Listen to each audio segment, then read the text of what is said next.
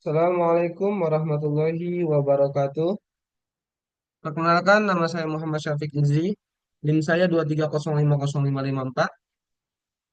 Kepada yang terhormat, dosen pengampu dari matkul saya, yaitu matkul Desain dan Pemrograman Berorientasi Objek, atau bisa dikenal dengan OP. Pada yang terhormat, Bapak Ihsan Maulana Eskom MTI. Baik, di sini saya akan menjelaskan atau mempresentasikan tentang tugas yang sudah diberikan, yaitu tugas use case. Langsung saja, pembahasan yang pertama. Di sini ada pengertian use case dan diagram use case.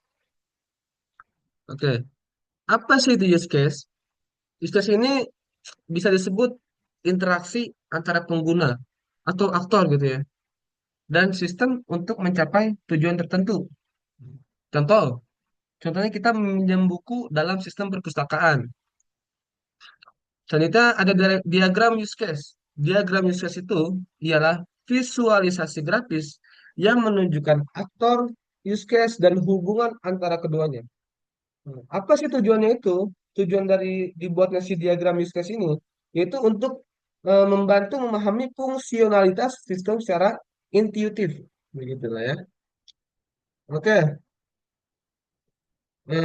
komponen-komponen utama dalam use case, komponen utamanya nih ya, nah, ada tiga di sini. Yang pertama aktor. Aktor itu ialah suatu entitas yang berinteraksi dengan sistem. Yang kedua ada use case. Use case ini ialah fungsi yang disediakan sistem. Contohnya mengembalikan buku, check out produk, begitu ya. Nah, tadi yang aktor tadi ada contohnya juga yang aktor tadi di yang pertama tadi, yang pertama tuh aktor.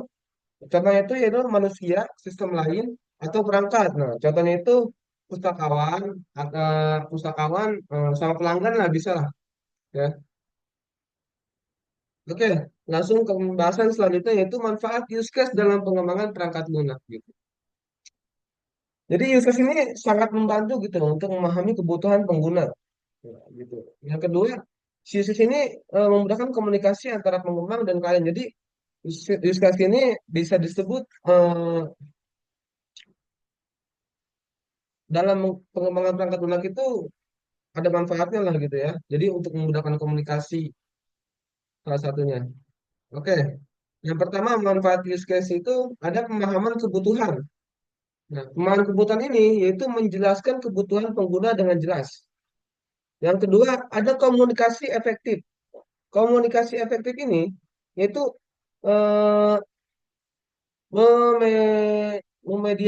memediasi diskusi antara pengembang dan klien gitu. Yang ketiga ada validasi persyaratan.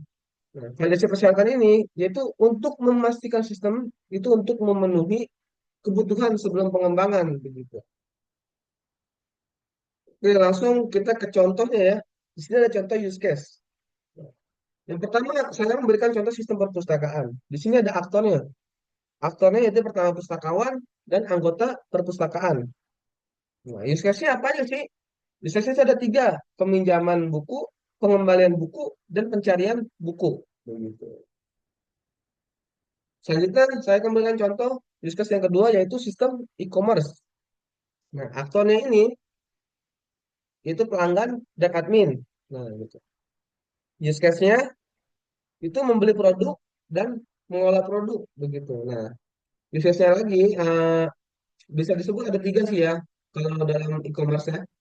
Yang pertama kita cari produknya, yang kedua kalau sudah ketemu produknya kita tambahkan ke keranjang atau yang ketiga kita bisa langsung check out begitu. Oke, lanjut di sini ada implementasi use case dalam kode program. Nah, contoh sederhana implementasi use case. Nah, ini ada contoh sederhananya nih ya. Itu kode program dari bahasa pemrograman Java di sini ya. Itu di sini ada kelas peminjaman. Nah, di sini si kelas peminjaman ini memiliki metode pinjam buku. Nah, metodenya ini menerima objek anggota dan buku begitu. Oke, langsung saja ya. Di sini ada kelebihan dan kekurangan penggunaan use case. Apa aja sih kelebihannya? Kelebihan si use case ini, yang pertama, dia itu mudah dipahami pemangku kepentingan gitu. Yang kedua, dia tuh fokus pada kebutuhan pengguna. Kekurangannya, nah, kekurangan dari use case. Yang pertama, tidak detail secara teknis, misalnya algoritma gitu. Yang kedua, sulit diterapkan untuk sistem yang sangat kompleks. Oke, lanjut. Di sini kesimpulan. Jadi use case ini adalah alat penting dalam program berorientasi objek lah ya, untuk mendefinisikan interaksi sistem dan pengguna. Yang kedua, dia itu bisa membantu tim memahami fungsionalitas tanpa terjebak detail teknis awal. Dan yang ketiga, keterbatasannya itu perlu diatasi dengan diagram atau dokumen pendukung. Nah, misalnya UML kelas diagram gitu.